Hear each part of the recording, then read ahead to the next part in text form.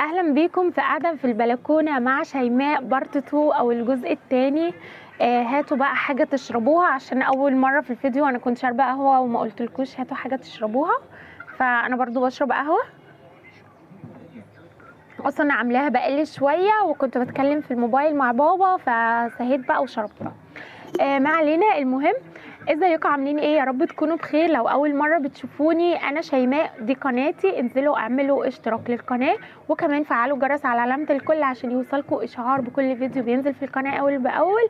ويلا نكمل سلسله فيديوهاتنا قاعده في البلكونه مع شيماء. والنهارده الجزء الثاني من الاخطاء اللي انا وقعت فيها ايام فرحي، وهنتكلم بقى عن اخطاء كتب الكتاب. دي بقى حاجه سريعه جدا مش تاخد معانا وقت عشان دي ما كانش فيها يعني حاجات كتير او كده.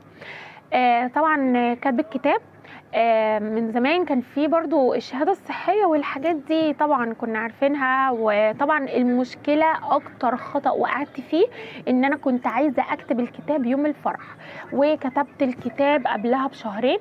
يعني انا مثلا عملت الخطوبة في شهر 1، عملت كتب الكتاب في شهر 3 واخترت انه يكون في تاريخ ميلاده في شهر 3، وبعدين عملنا الفرح في شهر 5. فيعني بصوا، يعني كل حاجة حافظاها بالتواريخ.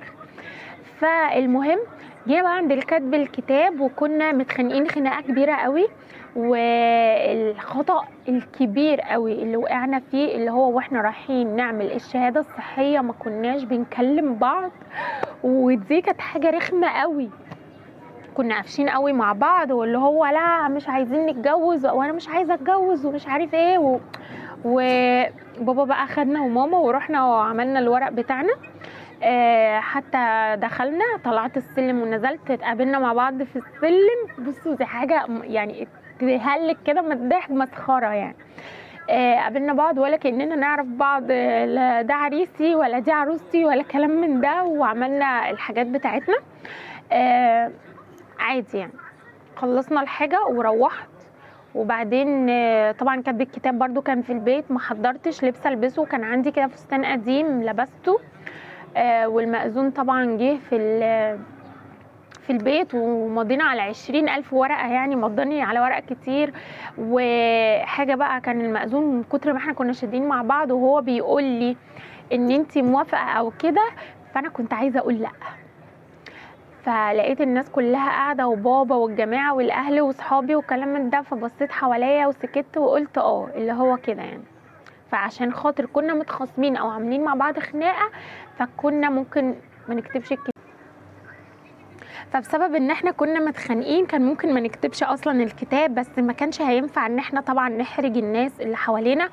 وطبعا بعد وكمان اخواته كانوا موجودين وجايين، اخته كانت جايه من سفر او اخواته البنات وكده. المهم طبعا كل حاجه كانت استعجال جامد جدا. فاوحش حاجه بجد ان انتوا تستعجلوا وانتوا بتعملوا الحاجات المهمه اللي احنا بقى بنعتبرها ذكريات ونتصور، ودي بقى صور كتب الكتاب ودي صور الخطوبه ودي صور الفرح وهنعمل كتب الكتاب ازاي وكده. فدي اخطاء انا وقعت فيها ومحبش اي بنت تقع فيها. ركزي قوي في كتب الكتاب، هتكتبي الكتاب فين، تتفقوا كويس جدا تاريخ كتب الكتاب، واعملي الحاجه اللي انتي بتحبيها انتي وهو. جهزوا لبس كويس لكتب الكتاب، ونكون متفقين كده واحنا رايحين نعمل الشهاده الصحيه، ونبقى داخلين مع بعض كده الناس ما تقولش ان احنا مغصوبين على الجوازه. فعشان كان باين جدا ايام كتب الكتاب للفرح كاننا مغصوبين على الجوازه دي وان احنا متجوزين بالعافيه. المهم، فدي من نصايحي ليكم، وان انتوا تعملوا كل حاجه بالراحه واحده واحده وبتأني. وبرده في غلطات كده انا هقع فيها في المره الجايه، الاستعجال وان الوقت بيضيع مننا وبيجري وفي حاجات كتير ما عملناهاش. بس اهم حاجه انا عملت الفستان بتاع الفرح الجديد. برضو حصل بينا مشاكل الفتره اللي فاتت واحنا مش هنتجوز ومش عارف ايه وكده. بصوا هكلمكم بقى في الفيديوهات الجايه دي. اشوفكم على خير فيديو جديد، ومعانا الجزء الثالث والاخير اللي هو بتاع الفرح. وبعد كده هشارككم بقى سلسله فيديوهاتي الجديده وجوازي الجديد اللي هو فاضل عليه ايام بس.